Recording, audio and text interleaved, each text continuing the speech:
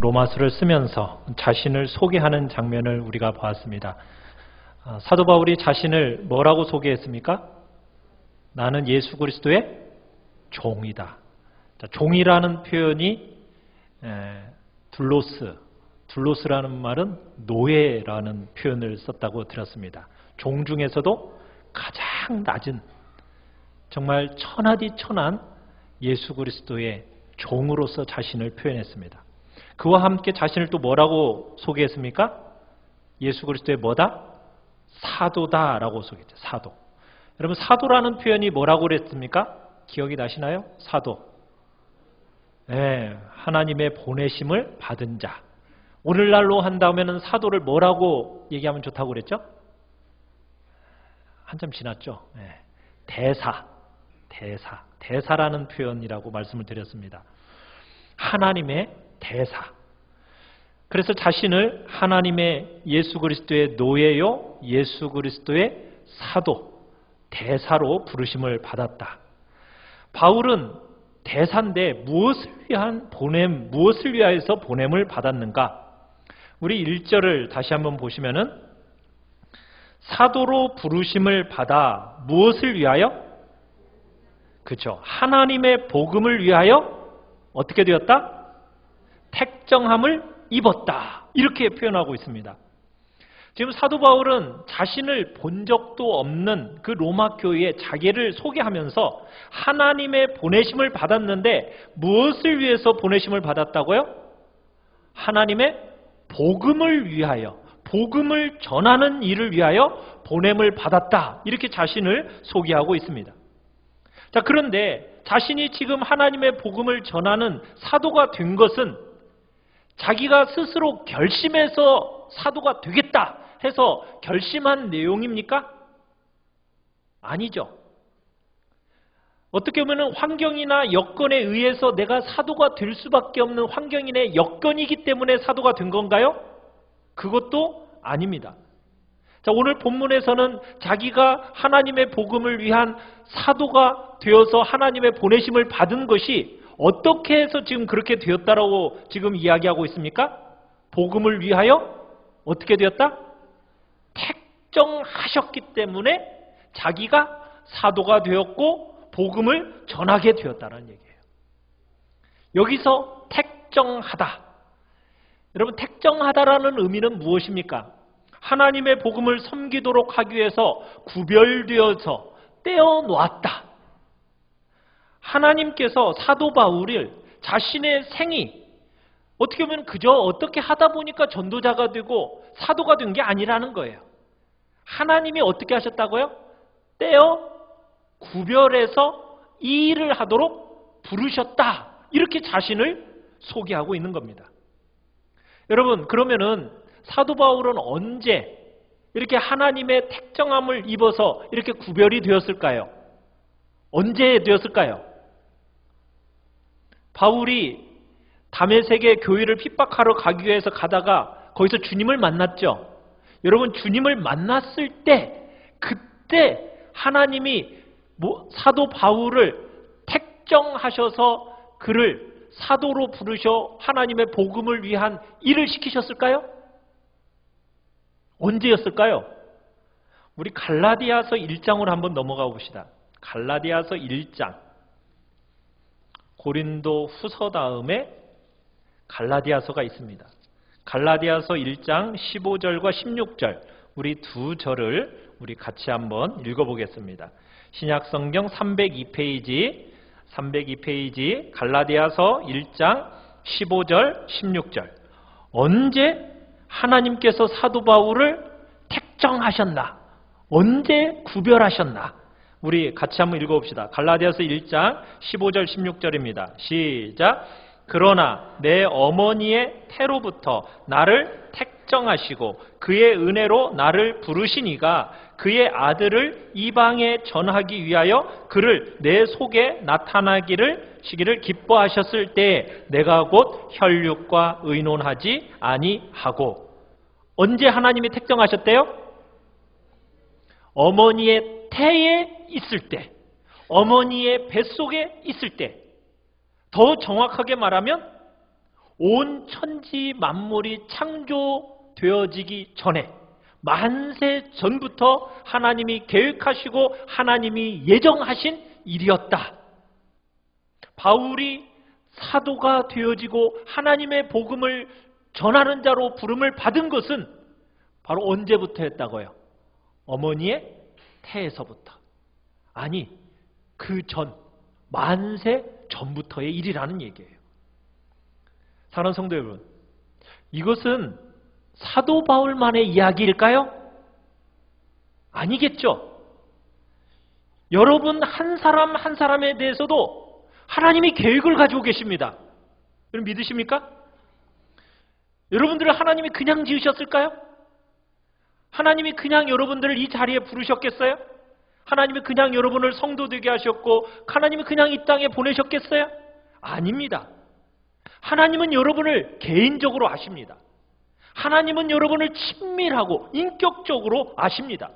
하나님께서는 특별한 방식으로 여러분을 향하여 관심을 가지고 계십니다. 여러분이 성공한 사람이라서 아닙니다.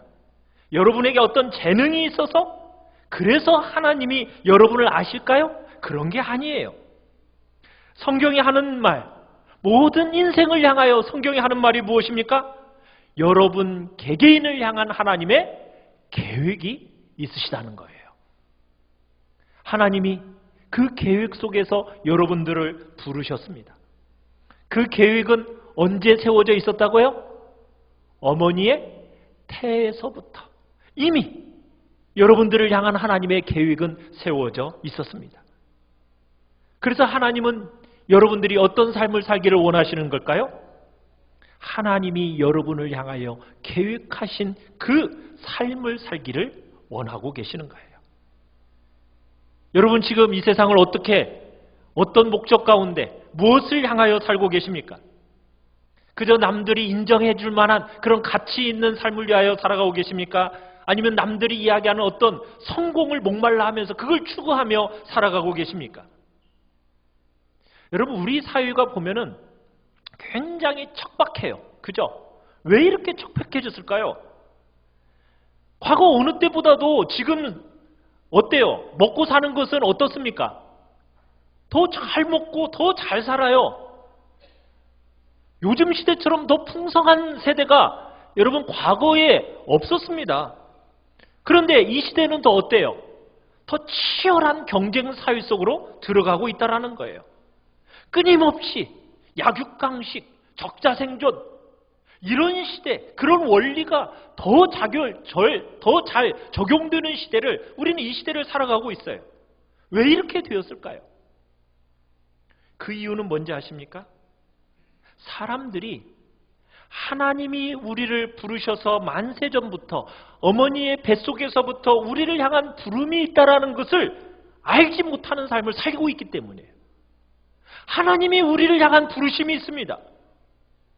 그런데 우리는 하나님이 우리를 향한 부르심에는 관심이 없고 그저 남들이 바라는 성공만을 생각하면서 그 성공을 추구하는 삶을 살아가고 있기 때문에 이 시대가 이렇게 척박한 시대가 되고 있는 거예요. 그저 사람들의 보기에 가치 있는 삶, 그걸 자꾸 살고 싶어 하는 거예요. 그러다 보니까 사람들이 더욱 고독해집니다. 그러다 보니까 세월이 가면 갈수록 더 아픔 많은 그런 세상이 되어가고 있는 거예요. 우리의 가슴에 전혀 채워지지 않는 그로 말미암아 울부짖고 고통하는 삶이 이 시대 속에 있다라는 얘기입니다. 왜 그렇다고요? 왜 앞으로 가면 갈수록 이런 방향으로 흘러가는 걸까요? 하나님이 우리를 향한 부르심이 있는데 그 부르심, 특별하고 개인적으로 하나님이 여러분들을 향하여 품고 계시는 그 계획을 잊어버리고 살기 때문이에요. 그저 세상이 객관적으로 좋다고 하는 것들을 향하여 달려가고 그렇게 자꾸 살려고 하다 보니까 그러다 보니까 이렇게 치열하고 살인적인 경쟁 사회로 점점 사람들은 고립되어져 가고 있다라는 사실이에요. 사랑하는 성도 여러분, 우리는 세상이 살아가는 것처럼 그렇게 살아서는 안 됩니다. 여러분 하나님을 만나셨죠?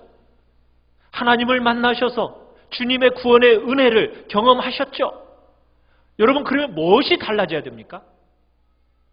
가치관이 달라져야 됩니다. 가치관이. 세상을 보는 눈이 달라진 사람들이 바로 성도입니다. 여러분, 세상이 말하는 성공은 성공이 아니에요. 세상이 말하는 가치가 아니라고요. 무엇이 최고의 가치고 무엇이 최고의 성공이겠습니까? 하나님이 여러분 개개인을 향하여 품고 계신 계획이 있는데, 부르심이 있는데, 그 부르심의 자리에 하나님이 나를 두신 그곳에 서 있는 것, 그 자리에 있는 것이 바로 최고의 가치의 삶이요 최고의 성공이라는 것, 여러분 믿으십니까? 이게 세상을 살아가는 성도들의 방법입니다. 여러분은 여러분의 생을 어떻게 살아가고 계십니까? 주님을 알지 못하는 이 세상의 사람들은요, 그저 열심히 세상을 살아간다고 살아갑니다. 하나님은 우리가 생각하는 것보다도요, 하나님은 우리를 더 사랑하신다라는 거 여러분 믿으십니까? 내가 나를 아는 것보다도 하나님이 더 개인적으로 나를 더 잘 아신다라는 거 믿으세요? 하나님이 여러분을 더 친밀하게, 더 특별하게 아셔서 여러분을 향한 아름답고 복된 생을 계획해 놓으셨고, 여러분의 삶을, 여러분을 향한 부르심을, 그리고 여러분을 그렇게 택정해 놓으셨다는 것을 믿으십니까? 그렇다면 하나님의 부르심을 향하여 그 택정함을 따라서 우리는 살아가기를 힘써야 되고, 그 자리에 머물러 서서 하나님의 부르심을 따라 살아가면 되는 거예요. 그런데요, 우리가 그렇게 살려고 하지 않아요. 우리는 어떻게 살려고 합니까? 내가 어떻게 하면 남들에게 좀 더 인정받을 수 있을까? 어떻게 하면 내가 남들에게 좀 내세울 만한 뭔가가 좀 있을까? 그러다 보니까 하나님이 나를 부르신 자리가 뭔지 그런 건 전혀 생각하지 않고, 하나님이 나에게 무엇을 원하시는가? 그 자리가 뭔가? 그 생각을 안 하고 살아가는 거예요. 그저 눈에 보이는 것, 외적으로 보이는 것, 물질화, 모든 것들을 그렇게 시켜나가면서, 그러다 보니 이 사회가 이렇게 척박해진 사회가 되어진 겁니다. 여러분, 성공은요, 그런 게 아닙니다. 성공이라는 것은 남의 옷을 입어야 내가 성공하는 게 아니에요. 여러분에게 하나님이 허락하신 귀중한 한 번밖에 없는 삶을 살아가고 계십니다. 주님이 여러분을 부르신 그 자리에 여러분은 지금 서 계십니까? 아멘? 아니에요? 여러분, 어머니의 태에서부터 여러분 한 사람 한 사람을 향한 하나님의 독특하고 개인적인 계획들, 그것에 합당하게 여러분의 삶을 살아가고 계십니까? 남들이 뭐라 하는 거, 그건 중요한 게 아니에요. 하나님이 나를 이 자리에 세우셨으니 그 자리에 꿋꿋이 서서 나는 나의 믿음의 길을 걸어가겠다. 그 안에서 오는 하나님으로부터 오는 그 진실된 체험의 삶들, 여러분 살아가고 계시는가요? 주님의 부름에 합당하도록 사는 것이, 그것이 성공입니다. 사람들이 뭐라고 말하느냐? 그건 성공이 아니에요. 모든 사람들이 부러워하는 삶을 살아가는 것, 그게 성공한 삶이 아닙니다. 하나님이 서 있으라 한 그 자리에 서 있는 것이 진실된 성공인 줄 알고 세상을 살아가시길 바랍니다. 세상의 불신자들은요, 그런 거 몰라요.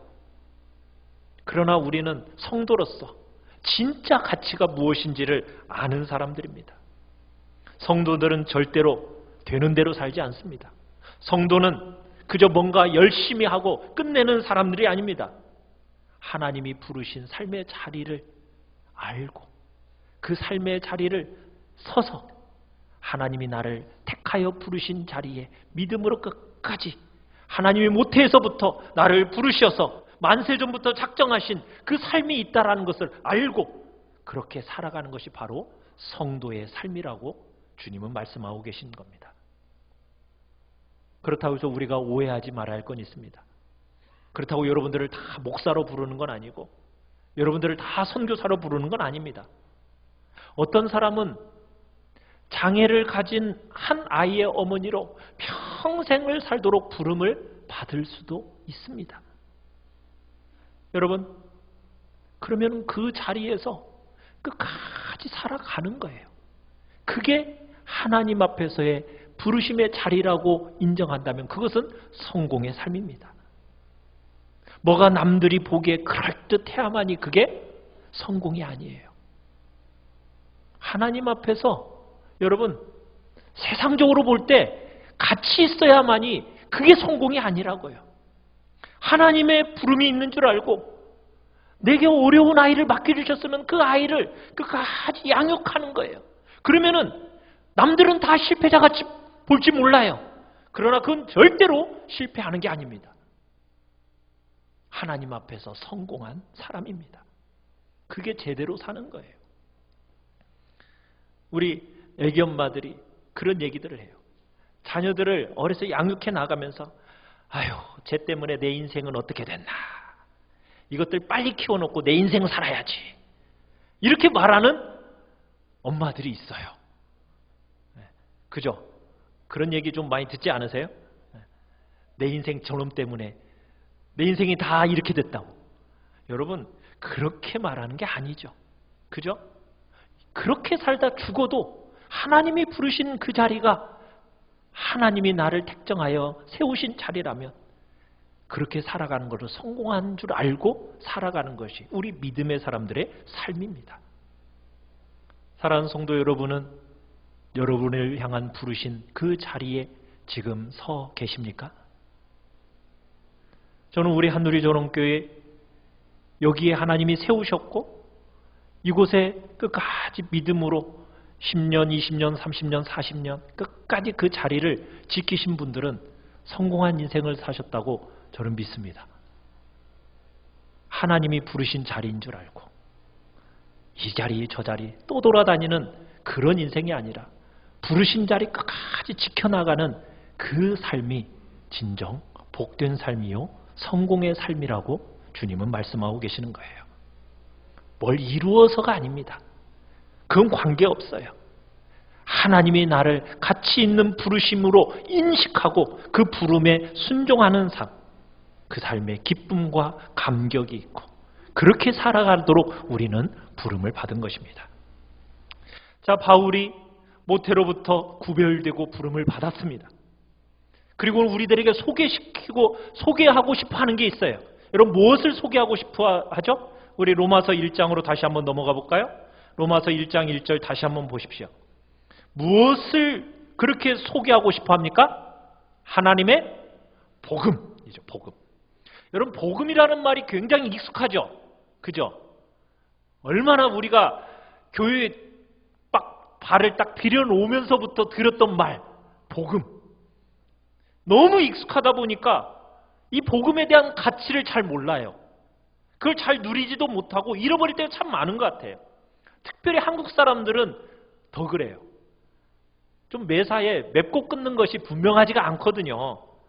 그래가지고 성경에 나오는 단어들을 볼 때 이게 무슨 뜻이지? 이렇게 고민하는 사람들이 없어요. 복음. 딱 물어보면 복음이 뭐야? 라고 물어보면 뭐라고 얘기합니까? 그거 좋은 거야. 그리고는 그냥 지나가요. 그죠? 교회를 수십 년 다녀서 복음이 뭐야? 물어봐도 그거 좋은 거라니까? 더 이상 할 말이 없어요. 그냥 좋은 거래요.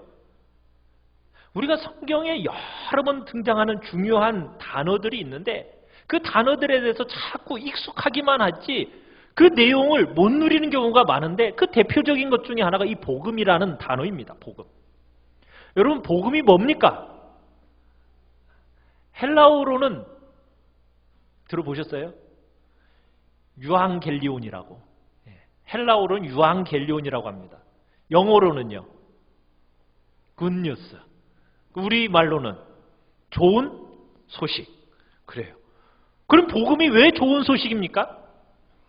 1절에 사도 바울은 하나님의 복음을 위하여 택정함을 받았다. 자, 여기서 이 복음은 누구의 복음이라고요?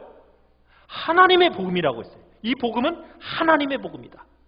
사람으로부터 말미암은 것이 아니라는 거예요. 사람의 경험으로부터 온 것도 아니고 하나님께서 행하신 일, 하나님이 이루어 놓으신 놀라운 선물에 대한 선포가 복음이다. 지금 이렇게 설명하고 있는 겁니다.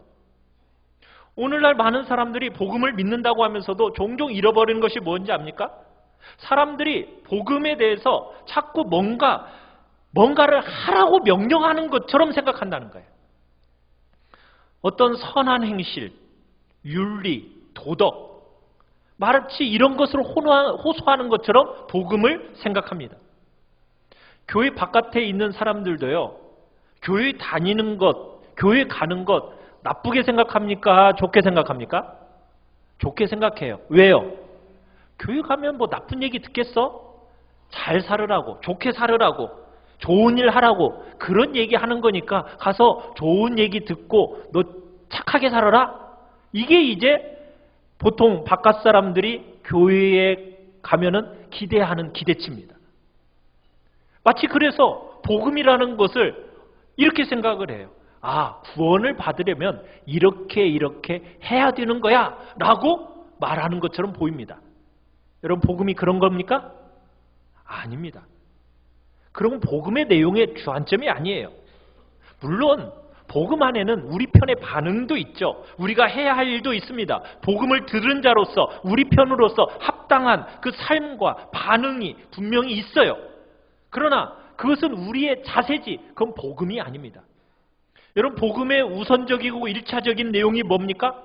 복음이라는 것은 하나님이 하신 일에 대한 기록입니다.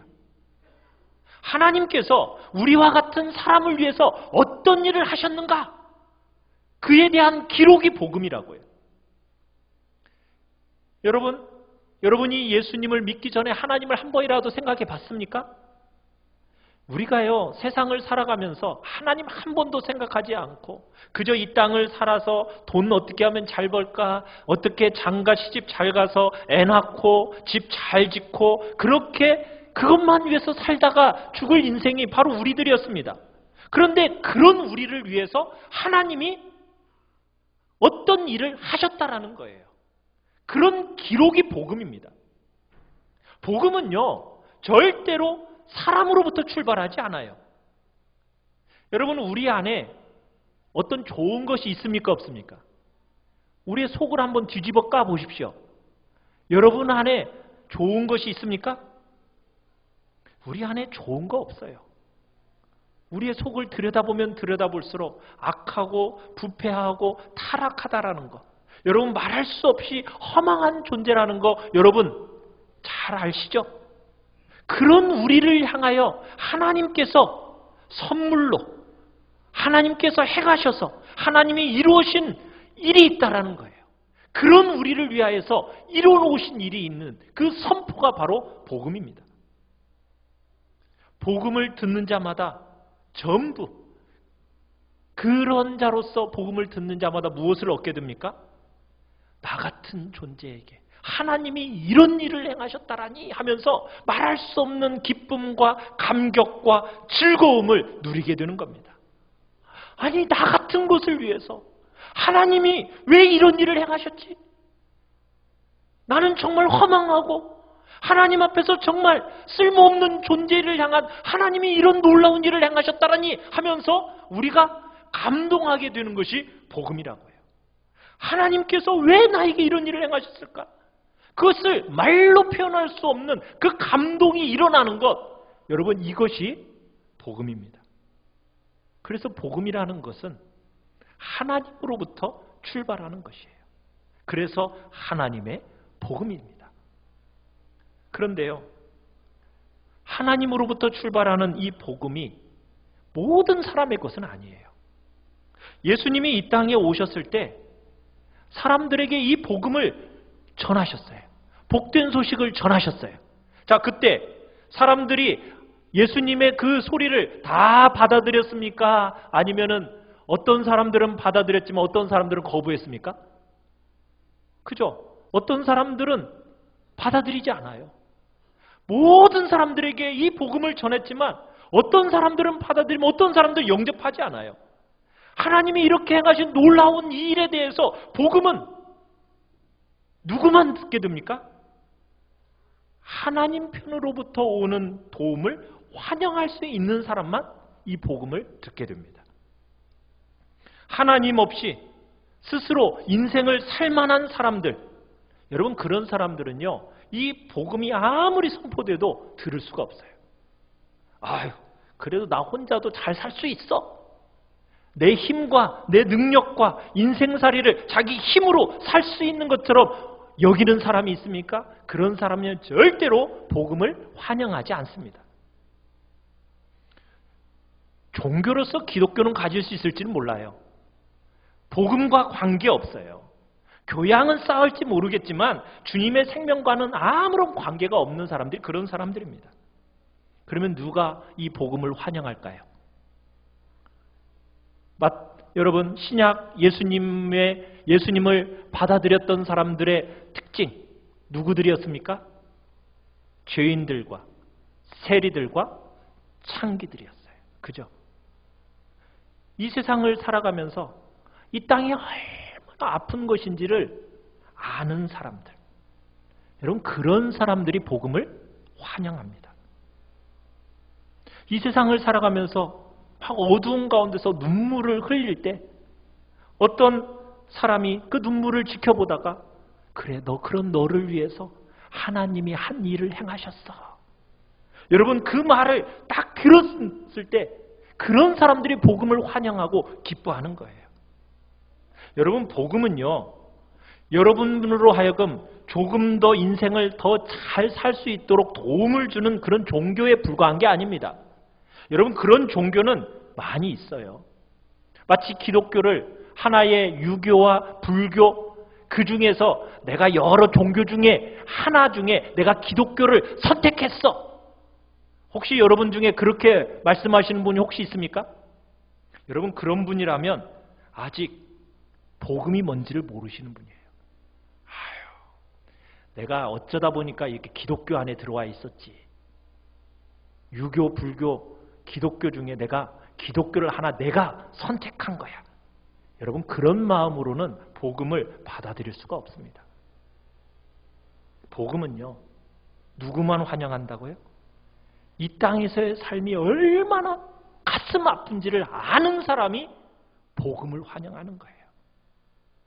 정말 죄로 말미암아 주님으로부터 끊어졌고 주님으로부터 떠난 내 생이 얼마나 허망한지를 아는 사람만이 복음을 기뻐하게 되어 있다고요. 주님 없는 이 세상이 얼마나 아프고 공고하고 정말 주님 없이 살아간다는 것이 얼마나 굽이굽이 내 곳곳에서 눈물과 고통에 있는 삶인가. 그것을 아는 영혼만이 하나님의 복음을 환영하게 되어 있어요. 그런 사람만이 하나님이 우리 같은 것들을 위해서 이런 일들을 행하셨구나 하면서 기뻐하고 즐거워한다는 거예요. 사랑하는 성도 여러분, 이 세상에 다 가졌어요. 불우한 자리에 있어도요, 그런 사람이 내 마음에 채워지지 않는 갈급함, 목마름, 여러분 그것을 느끼는 사람이 주님을 만나게 돼요. 마음에 뭐가 있어야 된다고요? 갈급함, 목마름. 여러분 어떤 자리에 있든지 관계없이 여러분의 영혼 속에 목마름과 배고픔이 있어야 돼요. 그런 사람이 하나님이 그런 너를 위해서 이런 일을 행하셨다 이렇게 얘기할 때 막 복음을 환영하고 기뻐하게 되는 거예요. 사랑하는 성도 여러분, 여러분의 신앙은 어떤 신앙입니까? 여러분이 예수님을 믿고 세월이 가면 갈수록 하나님이 하신 일 때문에 정말 감격하고 감동하고 정말 가슴에 녹아들어감이 있습니까? 세월이 갈수록 주님의 은혜와 그 예수님 때문에 막 감동함이 여러분들에게 있습니까? 그런데 안타까운 일은 뭔지 아세요? 많은 믿는다고 하는 사람들이요, 세월이 가면 갈수록 이것이 사라진다는 게 문제가 있어요. 복음에 대한 감동이 사라져요. 복음에 대한 감격이 사라져가요. 대신에 자신 안에 뭐가 가득한지 아십니까? 자기 의가 막 가득해져요. 세월이 갈수록 그래 나는 그래도 하나님 앞에서 떳떳해. 내가 신앙생활을 내가 몇 년을 하면서 내가 얼마나 이런 일들을 했는데 뭔가 자기가 이런 조건들을 갖춘 것이냐 막 그러면서 자신이 떳떳해지고 자기 안에 의가 가득해지면서 그러다 보면요 복음에 대한 감동이 없고요 감격이 없어요. 사랑하는 성도 여러분, 여러분 그런 자리가 제일 위험한 자리라는 걸 아십니까? 그런 자리는 은혜에서 가장 멀리 떨어져 있는 자리예요. 그건 어리석은 삶입니다. 성도의 경험은 어떤 것이 되어야 됩니까? 성도의 경험은 첫 출발부터 하나님의 복음을 듣고 감동하고 감격이 있어야 돼요. 그리고 그 감동과 감격이 세월이 흐르면 흐를수록 어떻게 되어져야 될까요? 더 깊어져야 돼요. 내 안에 아무것도 없구나. 나는 하나님 앞에 아무것도 할 수 있는 존재가 아니구나. 내가 주님의 비유를 맞출 수 있는 것은 아무것도 없구나라고 자신을 볼 줄 아는 것이 점점 더 깊어져 가야 된다고요. 그것이 진짜 신앙의 모습입니다. 그런데 복음에 대한 왜곡이 일어나면 어떤 일이 생기는지 아세요? 사람들이 자꾸 하나님께 비유 맞추려고 그래요. 사람들이 자꾸 하나님께 점수 따내야 된다고 생각을 해요. 하나님의 사랑을 자꾸 경쟁적으로 쟁취해야 된다고 생각합니다. 여러분 그런 게 아닙니다. 복음은 우리에게 그렇게 말하고 있지 않아요. 대가를 지불해야 되는 게 아니라고요. 복음이라는 건 뭡니까? 우리같이 악하고 공로 없고 자격 없는 자들을 위해서 하나님이 먼저 나를 사랑하셨다. 이게 복음입니다. 이게 복음의 중요한 내용이에요. 내가 먼저 하나님을 사랑한 게 아닙니다. 누가 먼저 나를 사랑했다고요? 하나님이 먼저 나를 사랑하셨다고요. 내가 하나님을 먼저 사랑해서 그 반대급부로 구원받는 게 아니에요. 내가 하나님 앞에 그럴듯한 자가 되어야 구원받는 게 아닙니다. 구원이라는 것은 무엇입니까?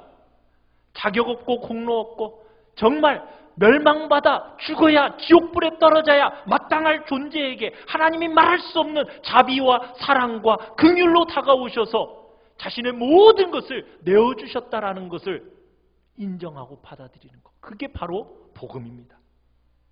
그런 자들이 구원을 얻게 되는 거예요. 사랑하는 성도 여러분, 여러분은 어느 자리에 서 계십니까?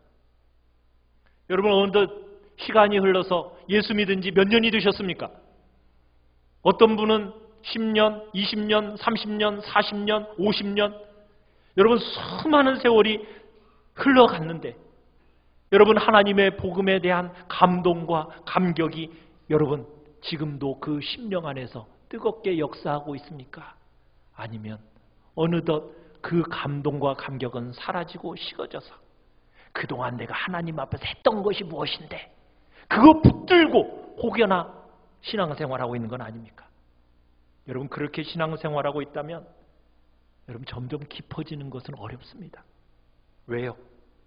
그 안에 주님의 복음은 사라지고 나만 남아있기 때문이에요. 나만 남아있으면 감동은 없습니다. 감격은 없습니다. 우리만 남아있으면 우리는 아무것도 볼 것 없는 사람들입니다. 여러분 나에 대한 손톱만큼의 기대도 다 내려놓으셔야 됩니다. 나는 완전히 망가진 죄인이구나. 죄인된 나를 위하여 하나님이 말할 수 없는 놀라운 일을 행하셨구나. 여러분 이 감격이 내 안에서 점점 더 깊어져 가야 되는 것이 바로 진정 예수 그리스도를 믿는 하나님의 백성들의 모습이라는 겁니다. 사랑하는 성도 여러분, 여러분의 심정은 지금 어떻게 되어져 가고 계십니까? 점점 말할 수 없는 복음으로 인한 감동과 감격입니까? 아니면은 여전히 내가 그래도 이것을 행했는데라는 그 자기 의를 붙들고 혹여나 신앙생활하고 있는 건 아닙니까? 주님 앞에서 우리 자신을 돌아보시면서 오직 하나님의 복음만이 내 안에서 살아 움직이게 해달라고 기도하며 나가시길 바랍니다. 이 시간 우리 같이 찬양하며 나아갑시다.